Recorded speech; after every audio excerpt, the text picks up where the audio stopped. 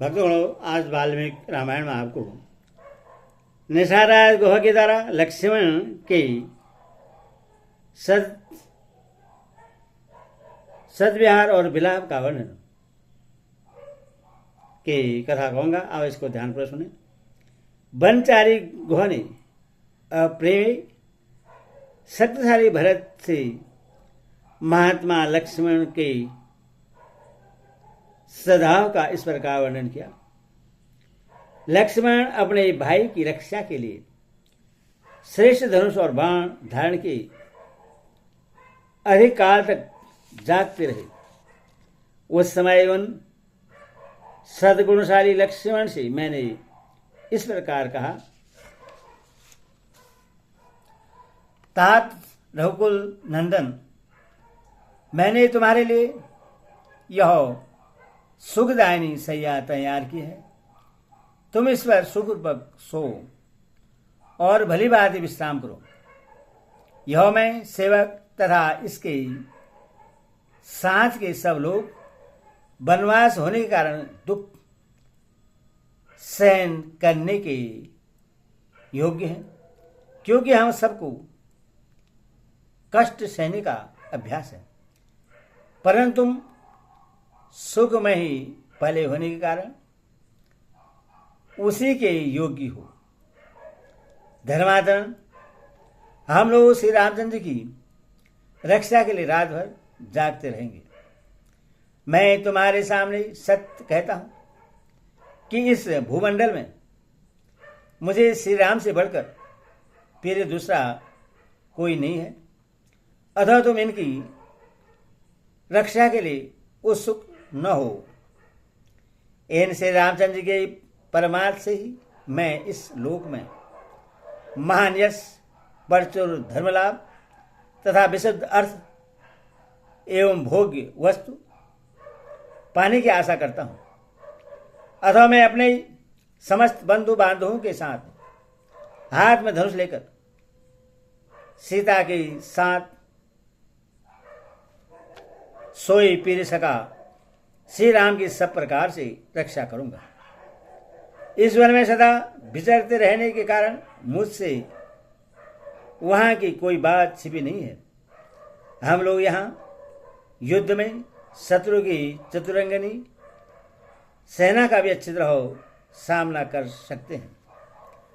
हमारे इस प्रकार कहने पर धर्म पर ही दृष्टि रखने वाले महात्मा लक्ष्मण ने हम सब लोगों से अनुनय पूर्वक कहा, निशाराज, जब दशरथनंदन श्री राम देवी सीता की साथ भूमि पर शयन कर रहे थे, तब मेरे लिए उत्तम शैया पर सोकर नींद लेना, जीवन धारण के लिए स्वादिष्ट अन्न खाना अथवा दूसरे सुखों को भोगना कैसे संभव हो सकता है। गौ देखो, संपूर्ण देवता और असुर मिलकर भी युद्ध में जिनके वेग को नहीं सह सकते, वही श्री राम इस समय सीता के साथ तिनकों पर सो रहे हैं। महान तप और नाना प्रकार के परिश्रम साध्य उपायों द्वारा जो यह महाराज दशरथ को अपने समान उत्तम लक्षणों से युक्त ज्येष्ठ पुत्र के रूप में प्राप्त हुए हैं, उन्हें इन श्री राम के वन में आ जाने से राजा दशरथ अधिक काल तक जीवित नहीं रह सकेंगे। जान पड़ता है निश्चय ही यह पृथ्वी अब शीघ्र विधवा हो जाएगी। अवश्य ही अब रनिवास की स्त्रियां बड़े जोर से आर्तनाद करके अधिक श्रम के कारण अब चुप हो गई होंगी और राजमहल का वह हाहाकार इस समय शांत हो गया होगा।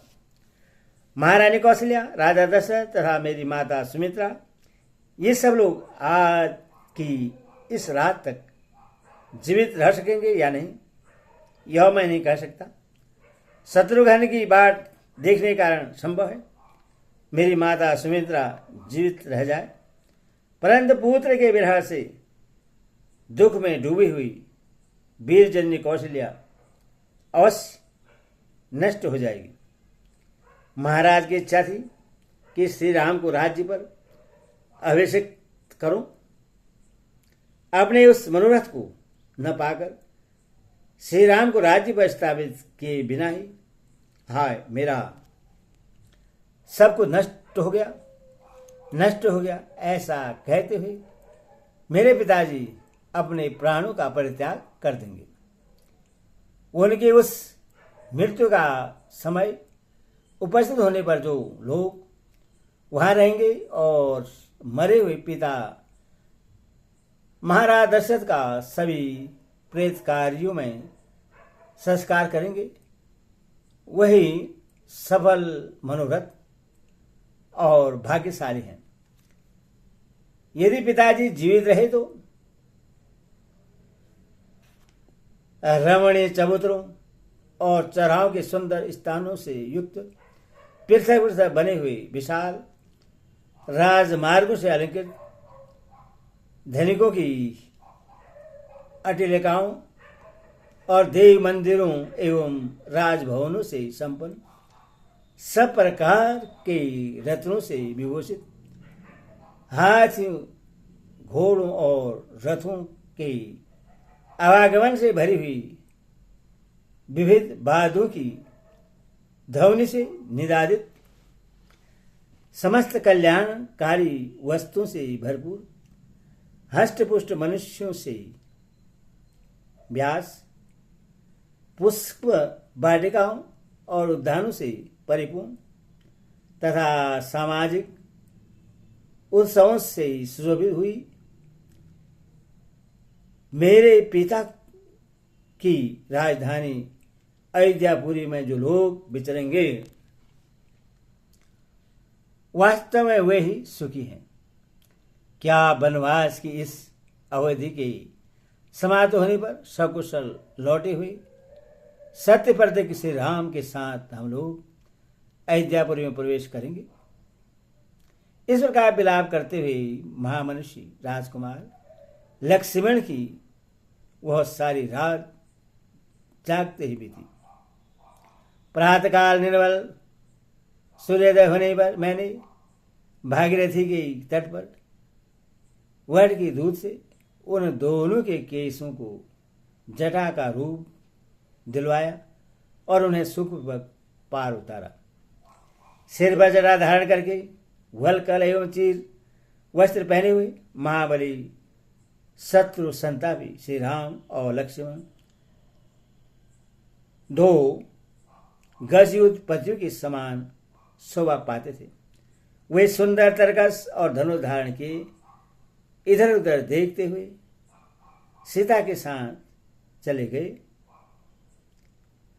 इस प्रकार वाल्मीकि रामायण आदि काव्य के अयोध्या कांड के 46वें सर्ग पूरा हुआ। बोलो सियावर रामचंद्र की जय।